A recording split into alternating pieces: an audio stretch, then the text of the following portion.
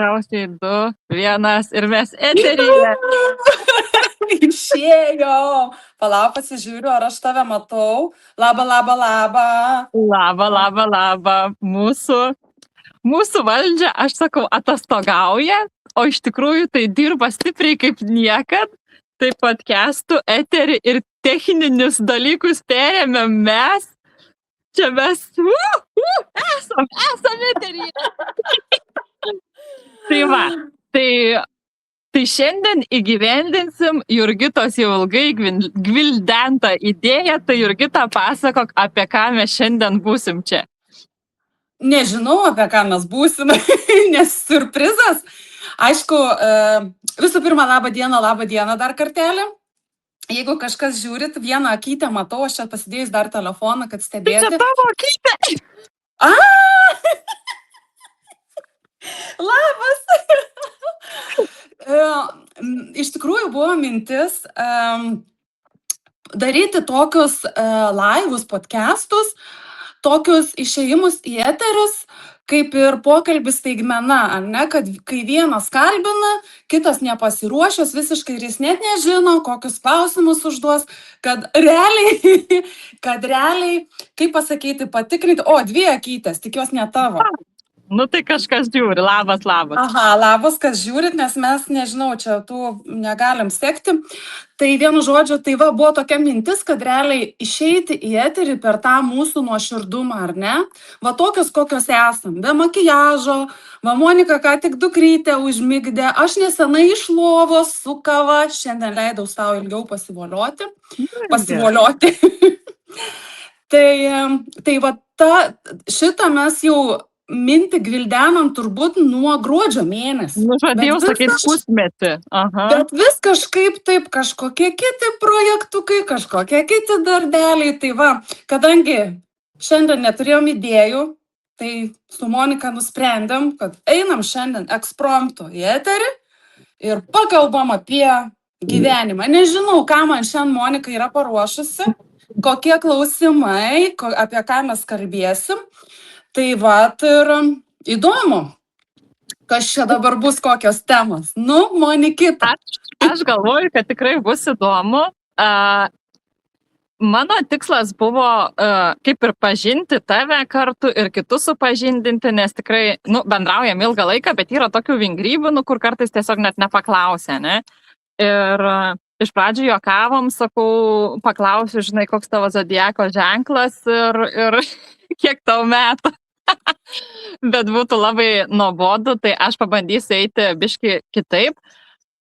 Pasistrategavau 5 klausimukus. Sakau, neperspauskim, čia interviu toksai lengvo formato. Ir tiesiog, Jurgita, kaip ir minėjo, jinai klausimų nežino, tai gali būti, kad ir biški pamyks. Bet viskas su tuo yra gerai, tas ir yra tikslas, kad parodyti dūšę, mintį ir visą tą idėją. Tai nieko nelaukiant, manau, ir pradedam. Ir kas žiūrit, tai irgi galit pakomentuoti arba net užduoti klausimus, tai juos mes galbūt atsakysim kitą savaitę ir gal apsuksim jau vedėjo rolę. Jeigu mokėsiu StreamYardo susikurti nuorodą.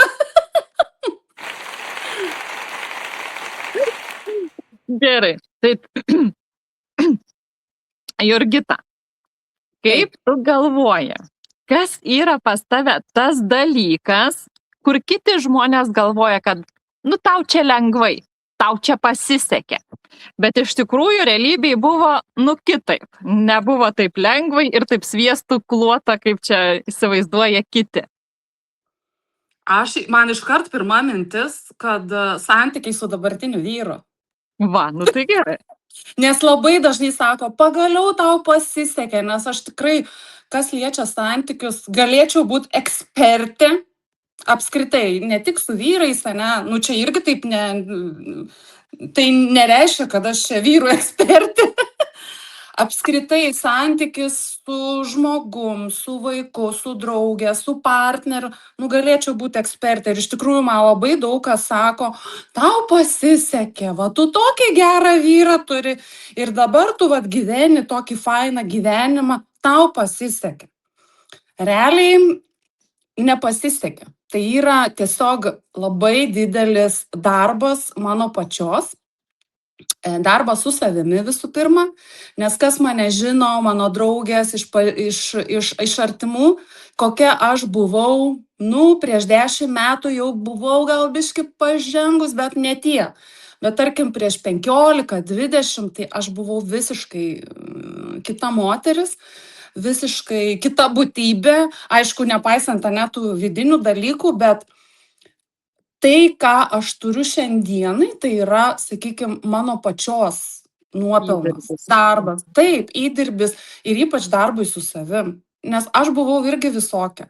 Aš buvau ir isterikė, ir bjauri boba, ir kokia čia dar. Aišku, ir dabar dar truputį esu, bet dabar jau kitaip.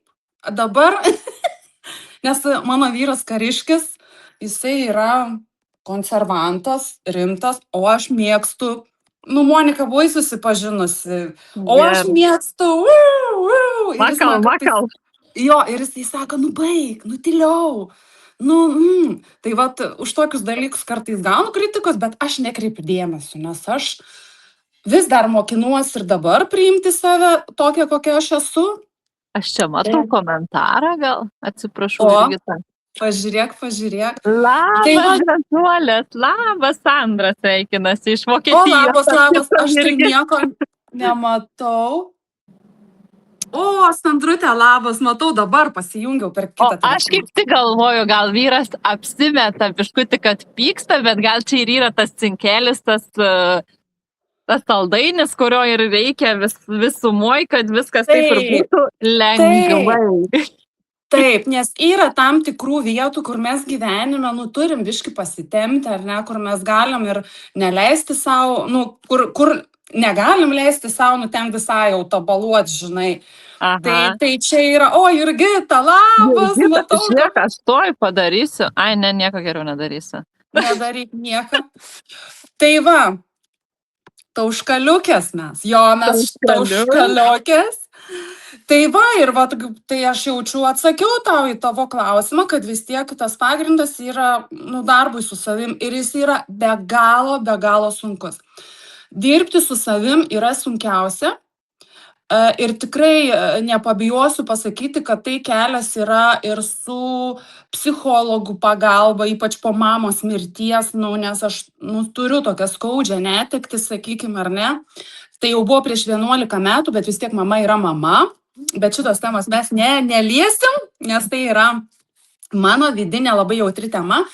Bet nuo tada prasidėjo tas žygis man pačiai į save. Ir tai labai daug kainuoja valios, galiu sakyti, ir nervų streso, nes dirbti su savim ir pripažinti, sunkiausia yra pripažinti, kur tu esi neteisus. Nes mes visi norim būti teisūs, visi fainiai, bet kai tu pripažįsti, kad aš čia neteisi, aš čia suklydau ir kai aš pripažinau, kad aš galiu būti visokia ir faina, ir nefaina, ir pikta, ir vriedna, ir teisi, tada man kažkaip atsivėrė kiti dalykai, nes mes daug ko savo neleidžiam. Mes norim kažkam patikti, mes norim kažkam būti gražus, čia turbūt yra labai daugelio problema. Tas nori būti geras, ne, Monika? Taip. Nori būti gera visiems. Geros mergaitės sindroms, taip. Tai va, ir va šitoks būtų atsakymas į jūsų klausimą. Nes aš galėčiau čia varyti be perstojimo pusę valandos. Nebevaryk, bet aš galvoju, čia tikriausiai atsakymas tinka visiems atvejams, ar tai būtų darbas, ar tai būtų išvaizda, ar tai būtų, nežinau, kažkoks kalbos mokėjimas. Vis tiek didžiąją dalimi tai eina per savo prizmę, augimo, pokytį ir priėmimą. Visur. Santykiai, darbas, užstrigo žodis savivertė, nu čia viskas įeina ir į tai, kad, nu, va, tas ir yra, va, būkim savimi, jauskim save, nu, nebijokim būti kartais kitokie, kvailesni, linksmesni, nu, tiesiog. Nu, tai va, šiandien tokia ir esu. Nu, tai va, labai žolę kaimynas pjauna, ar girdisi labai jums? Nu, man tai tik biškutį, bet nesitrukdo tikrai. Nu gerai, tai pjaunam. Oi, nepjaunam, važiuojam toliau. Tai panašiai į va tą pačią temą, kad kas tave gyvenime anksčiau, tarkim, ne, dabar jau tu, sakykime, esi jau vis tiek į šviesuolių lygį pakilus, kas stabdė, ar tu pati, tavo pačios mintis, baimės, abejonės, ar jau ta kitų primesta nuomonė? Aišku, mes labai daug atsinešam iš vaikystės, nes mano vaikystė irgi turi savo istoriją ir aš galvoju, kad didžioji dalis mes atsinešam iš vaikystės ir būna tas etapas, kad tu tiesiog nesupranti, ką tu darai, nu tu gyveni taip, kaip tu moki, ar ne? Eini per gyvenimą, kaip įpratęs, ką mums yra davusi šeima, kokius modelius perdavė. Ir pas mane tas buvo atėjęs iš šeimos, kad įtikti būti gerai kitam, kad gauti meilę. Aš tai bandžiau savo meilę išsiprovokuoti, išsireikalauti tokiu būdu. Tai va, ar atsakiau į klausimą, dabar galvoju? Aš manau, kad yra toks etapas, kai kitų nuomonė neišvengiamai ima viršų, nes pats darėsi toks kaip šlapenkė, ne?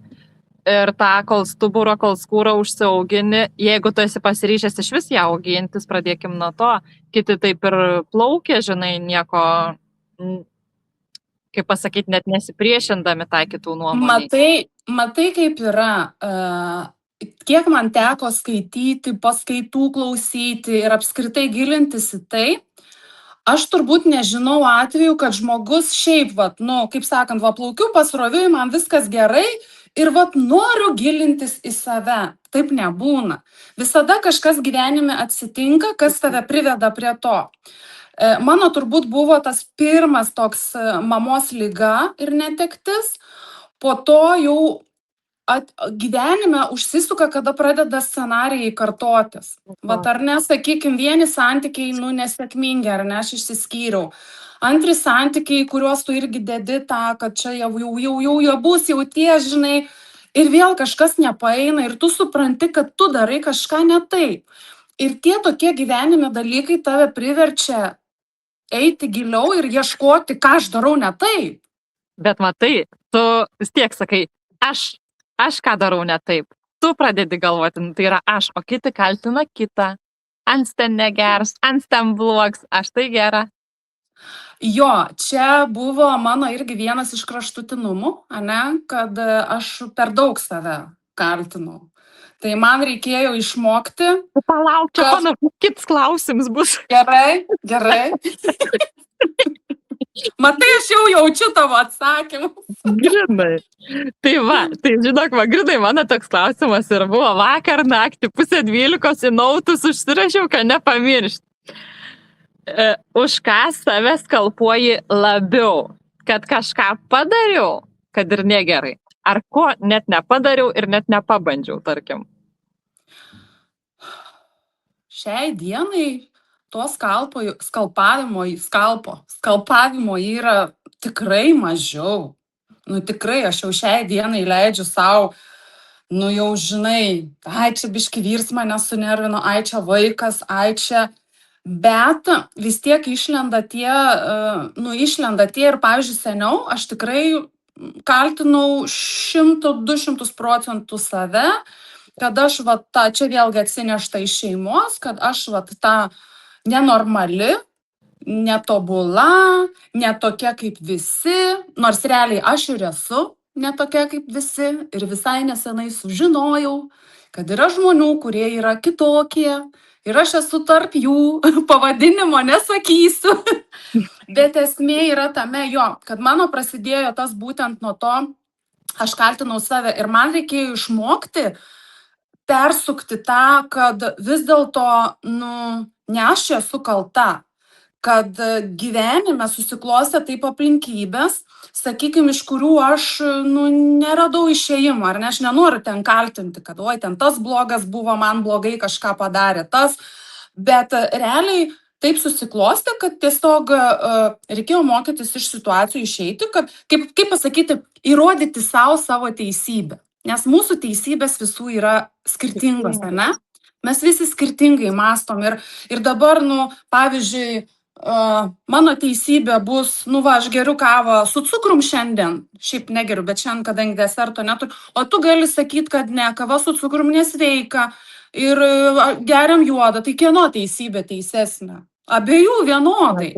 Tai va, tai čia yra toks dalykas, kad aš turėjau išmokti, kaip pasakyti, savo tiesos ir ją, nebijoti priimti, kad, kitam gali būti tas neteisinga, bet man yra taip ir ne kitaip.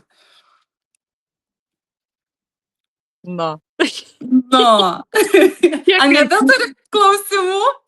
Turiu, žiūriu, kad 8 akytės, 5 širdytės. Oi, kaip fainiai. Komentuoja ir Sandra, ir Jurgita, būkim nestandartiniai, kad kaimynas nesigirdi, viskas gerai. Nuvažiavo. Kaimynas jaučiasi savimi, parašė. Maladėt. Taip, jis savo darbą dirb. Kažkokios čia bobos išėjo į eterį, galvoju, žulies nepjaus. Gerai. Kad per daug neužrimtinti, sakau, biškį praskėdimui ir jau į pabaigą jau, kaip sakant, einam į antrą eterio dalį. Nenoriu aš eiti į pabaigą, čia tik įpusėjo viskas. Bet tik apšilom. Emilija, mieg, reik naudotis progą. Nusivertė ant kito šoniuko. Tai va, žiūrėk, koks buvo tavo niekada nedarysiu, bet vis tiek padarei, arba jau netgi darai pastoviai, tarkim, gal, neduosiu pavyzdžių, kad gal pati sumastytum. Tas toks, aišku, pirmoji vietoje iškyla tas darbas su socialinė medija.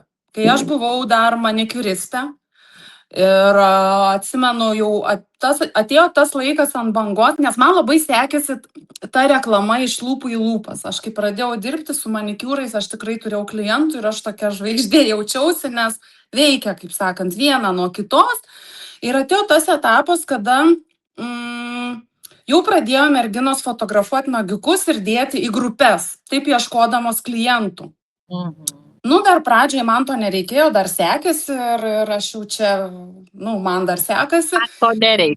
Man to nereikia. Ir atėjo tas etapas, kada jau tų klienčių atsisijojo kažkodėl, jau neatsiminsiu smulkmenų, gal ir kainas aš pakėliau kažkas. Ir man kolegė sako, tu, Jurgita, turi jau eiti socialinės medijas. Ir aš sakiau, niekada. Aš niekada neisiu, aš neturiu tam laiko dar čia fotografuoti nagus, nes, pavyzdžiui, nagus gražiai nufotografuoti ir visų pirma, juos reikia padaryti gražiai, o kad dar nufotografuoti, čia dar atskiras kursas, aš galvoju, tikrai tam laiko negaiš, čia nesąmonė.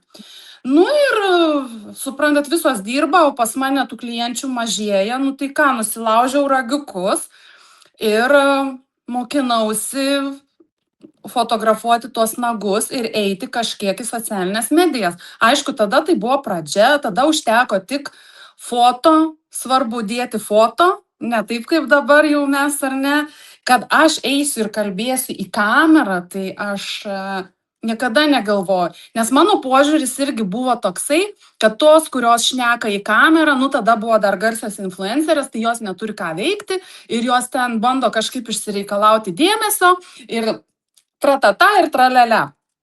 Bet kai pas mane atvažiavo ukrainietės, kai dirbti į saloną, kai prasidėjo karas, jos taip nerealiai vedė socialinius tinklus, irgi manikiūro srity, aš tik tada supratau, kad tai yra, aš užkulisius mačiau, kaip jos dirba, kad tai yra juodas darbas ir jis nešantis naudą. Aš pamačiau visai kitą pusę.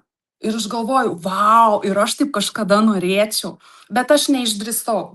Nagų srity neišdrįsau, aš išdrįsau tik tai atėjus į grožio kompaniją, jau neturėdama ką veikti, gyvendama Vokietijoje, aš ryžausi išeiti į eterį. Gal paskatino tas dalykas, kad aš esu toli nuo artimų, nuo draugų ir vis tiek kažkoks tas bendravimas, tas ryšys, tas, žinai, Gaunasi. matykit, kad aš esu čia gyva ir kažką veikiu. Aš tai, kaip sakau, kažkada mačiau, sako, ar tu nepaisant to, ką darai, turiu menį, dirbi, parduodi ir panašiai, ar darytum tą socialinę mediją? Čia manęs klausi? Nu, Ta prasme, ar aš dabar daryčiau? va dabar, jeigu nebūtų, tarkim, nei tinklinio marketingo, nei nagų, nei nieko, va tiesiog savo sėdi žmogutis ir ar darytum? Žinok, nedaryčiau. Aš labai norėčiau, nuoširdžiai dažnai pagalvoju, aš labai norėčiau, kad darbas vyktų kaip seniau, bendravimas su žmonėm gyvai. Ir čia tikrai šitoj vietoj rinkčiausi tą gyvą bendravimą ir labai dažnai pagalvoju ir jau laukiu grįžimo į Lietuvą, kada aš galėsiu sugrįžti į tavo sritį pilnai su žmonėm, nes tai yra nepakeičiama. Aš kaip pasilgau savo buvusių klienčių, su kai kuriuom aš ryšį palaikau ir kartais, kai grįžtu, mes netyčia susitinkam. Jūs nesivaizduojat, kaip ir faina, va tas susitikti gyvai ir tas kažkas yra, nerealiai, bet aš esu labai dėkinga šiuolaikiniam technologijom, nes jeigu jų nebūtų, mudvi dabar su Monika nedarytumėm tiesioginės transliacijos. Mažeikiai Berlynas. Ir dar būna mūsų Jurgita, dar Škotija prisijungia, mes čia tokia šventoji traicė. Jurgita kreivė. Tai va, rinkčiausi aš vis tiek tą žemišką dalyką, tą žemę, žolę, medį, aš tokia. Ir gerai. Gerai, ir ta žemė, ir ta žolė, ir tikras bendravimas trūksta, jo tikrai trūksta. Tai taip, ir suprantat, kai dar esi žmogus šiek tiek kitoks, su metais tu nebenori to bendravimo belio kokio. Žinai, kad pabūt kažkur, kad gražiai dėl kompanijos, ne. Tu nori to bendravimo prasmingo, kuris tave augintų, kur galbūt mano patirtis kažką kitą augintų. Tai Jurgita, nekomentuok, nes aš nebegaliu susikauti, man įdomu, ką rašo. Aš irgi kūlę rato žmonės ir kai jie sugrįžta, tai taip, va tas ir yra, ir iš tikrųjų yra labai faina būti tarp to paties dažnio žmonėm, kurie tave supranta ir yra labai svarbu, kad tu tarp tų žmonių gali būti savimi. Ane, Monika, kad tu gali ir nusišnekėti, ir tu gali pasijuokti ir iš savęs, tu nebijai susikeikti, tu ten, tiesiog. Atsimeni, kaip mes fainiai Paryžiui laiką leidom. Aš dar norėsiu pakartoti su tavim. Kur nors. Kartuosim, kur nors, tai tikrai kartuosim. Ir Jurgitą dar priimsim. Būtinai. Ne, mes važiuosim pas Jurgitą iš Škotiją. Viskas į eterį paleidom. Į kalnus. Jurgita, ruošk čiužinius. Gerai, Jurgitėlė. Ir paskutinis toks tai jau labai buobiškas klausimas, suaugėliškas, sakau, bet bus linksmas, manau, bus atsakymas.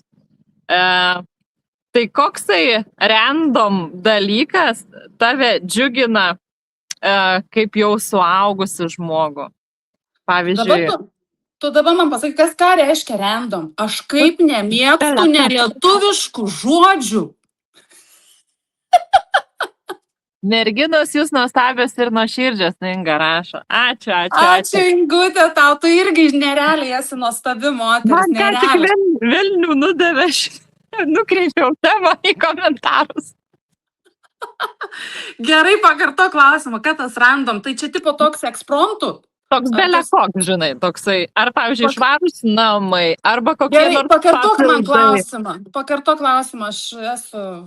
Koksai belekoks dalykas, nepaisant srities ar jausmo, tarkim, daro tave laimingą arba tave džiugina. Nu, toks, sakykime, labai paprastas dalykas, kad ir sakau, švarūs namai, papildai, išplauta galva, gal suknelė, gal vaiko kažkoks pažymys. Nu, va toks.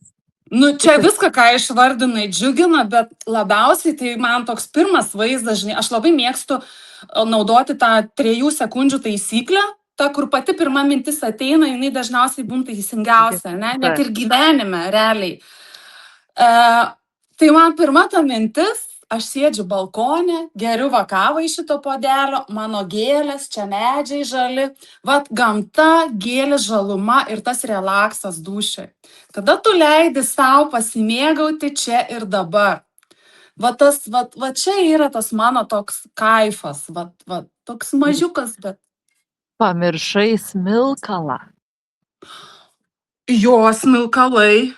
Čia jau iš vis. Čia prie to paties, žinai, balkonė vasėdė. Aš balkonė rūkau smilkalus ir namie. Pas mane yra kaimynas Vokietijoje. Čia yra leidžiama rūkyti balkonė ir viešose vietose. Ir aš tik prasiveriu miegamojo langą, o iš čia už sienos, va čia šalia yra. Ir jį pas jų ir populiaru tą tabaką sukti. Ne žolę, bet tabaką, tą smirdantį tokį. Nu ir jisai, supranti, čia dar kai smilkalų neturėjau, aš tik prasidarau langą, jis užsirūko. Nu, jis irgi žmogus išeim parelaksuoti. Aš taip tą langą stipriai uždarau, nu, nes supras, kad aš čia susinervinau, nes vokiškai taigi nemoku. No. O dabar, kai jis užsirūko, aš greit smilkalam palangęs. Man tas smilkalas kaip ir užgožė jo tą kvapą. O jam aš nežinau, gal jam irgi, nu, vienu žodžiu, šitaip aš baidau cigarečių kvapą iš kaimynų. Tai aš dar norėjau pasidžiaugti tavim, nes iš tikrųjų beveik tada kiekvieną dieną ir darai tai, kas tave džiugina, eini į tą balkonėlį, į tą medį pažiūri, į tą kavelę. Žinokit, vat būna visaip, žinokit. Vat pasakysiu, kad būna taip, kad ir neišeinu. Nes būna tam tikri vidiniai dalykai, mano jautrumas man irgi labai kiša koją. Dabar mes turim gyvenime su paauglyste reikalų, mano paauglys sūnus. Ir kadangi tai yra mano vienturtis mylimukas, tai mama už jį išgyvena bet kokią smulkmeną. Tai čia turbūt mano tas toks pipiriukas, dėl kurio aš kažkiek pergyvenu. Nu, mes visos mamos pergyvenam, ne? Pas tave mažesnė, bet maži vaikai, maži vargai, dideli vaikai, dideli vargai. Tai būna, kad į tą balkoną, nu, neišeini, bet aš džiaugiuosi, kad langas ir šalia didelis, aš prasiveriu ir man langas į balkoną. Vis arčiau jau. Jo. Ir aš galvoju, Monika, tu gal man leisi ir tau vieną klausimą užduoti. Jis toks ne į temą, bet užbaigimo, bet man toks aktualus, kuris kirba, ane, mes palėtėm kažkiek socialinės medijas, darbą tą, ką mes ir dabar darom, nes mūsų susitikimas irgi galbūt turi kažkokią prasmę. Norėsiu 2 klausimus tau užduoti. Svarbu, kad nepamirščiau. Koks tavo vat, yra požiūris dabar į tą visą dirbtinį intelektą? Aš apie nuotraukas kalbu. Kaip pavyzdžiui, ne, kai tik, nu, pavyzdžiui, aš greitai trumpai pasakysiu pagal save, kai tik atsirado, ne, tas dirbtinis intelektas buvo labai įdomu ten su juo žaisti ir žiūrėti, kaip jis ten padaro. Kaip va tau šitas dalykas, jisai prigijo ar ne? Nes mes ten ir tų programėlių prisipirkom ten ir visa kita. Vat kaip tau šitas dalykas?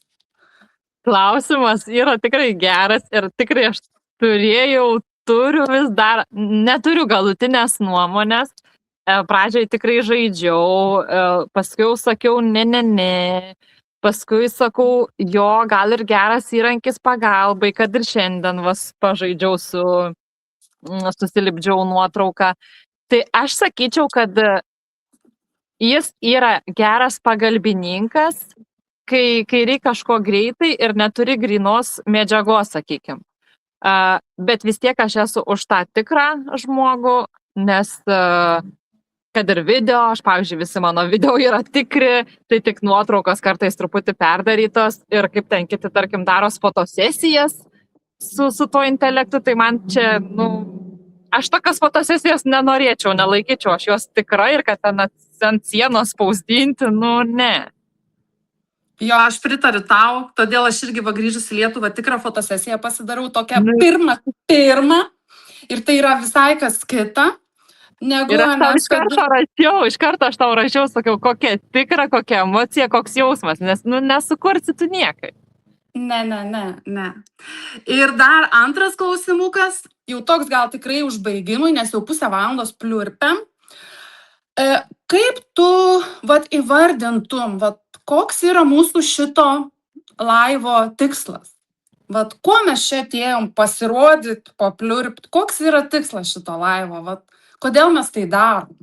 Vat, tiesiog tavo Būtent. nuomonė. Būtent šiandien, ta prasme, nes ankstesnį jūsų tikrai laivai buvo laužyti mitus ir taisyklės, edukuoti, o būtent šitas, aš sakyčiau, yra parodyti mumis, tave ir mane kaip žmogų, kad mes irgi esam paprasti žmonės su pižama, su maikė, su, nežinau, su neplauta galva jau 3 dieną, bet svarbu gražiai atsisėsti. Ir parodyti tą dūšę, tą vidinę nuomonę, tus kažkokius įsitikinimus, nes, nu taip, tiesiog neisi ir nešnekėsi, kad ten, va, man pasisekė, aš gerą vyrą turiu. tai va tiesiog parodyti tą paprastą žmogiškumą, mūsų kasdienybę, sakykime, pagvildenti ir tą paprastumą. Jo, aš irgi taip pat galvoju. Ir tikslas irgi šitų podcastų tikrai vat, būtent toksai, kad parodyti tą žmogaus nuoširdumą, ne? Vat, nu, kokie mes esame iš tikrųjų. Nes po visais statusais, po visais diplomais, po visais laipsniais slypi žmogus. Nes aš tai, pavyzdžiui, taip matau pasaulį, nes tikrai tenka susitikti su svarbiais žmonėm, bet po visais tais svarbiais žmonėm yra tikras žmogus, kuris kažkam yra tėtis, kažkam mama, sesė, brolis ir tiesiog ir liūdnas būna, tiesiog žmonės esam. O to žmogiškumo pas mus labai labai trūksta. Tai Nu ką? Nu gerai pavarėm, ne? Nežinau, pažiūrėsim, mergaitės komentuoja. O kaip tau klausimai nebuvo baisus? Ne, labai tokie žemiški, geri, super. Iš pradžių sakau, gal paklausiu, kiek kartų seksų užsiiminėjat, bet gal per asmeniškai, tai galvoju, nesakyčiau, aš neatsimenu tokių dalykų, aš tokių dalykų neatsimenu, kai manęs klausia kažkas. Aš neatsimenu, ką pusryčiam valgiau. Taip. O taip, nuoširdumas yra pats geriausias raktas į tikrumą, rezultato augimą, mūsų Jurgitėlė. Kavinasi kartu su mumis. Labai fainai, mergaitės, ačiū, kas prisijungėt, ačiū dar tiem, kas žiūrėsit. Buvo 7 akelės, beliko 3. Nu, užsipliurpiam, ką aš galiu pasakyti. Nu, nieko, peržiūrės, vėliau peržiūrės, ne? Na, gerai, ačiū Jurgita tau, kad leidai svedama. Taip į nežinę. Ačiū tau labai ir tikiuosi, kad sekantį laivą aš galėsiu tave vesti. Dabar turėsim savaitę laiko, aš jau galvosiu klausimus tau jau tokius. Nu, sugalvok. Tokius intriguojančius. Gerai. Ačiū tada visiems, kas žiūrėjot, kas komentavot ir ate! Ate! Stabdyk! Stabdau!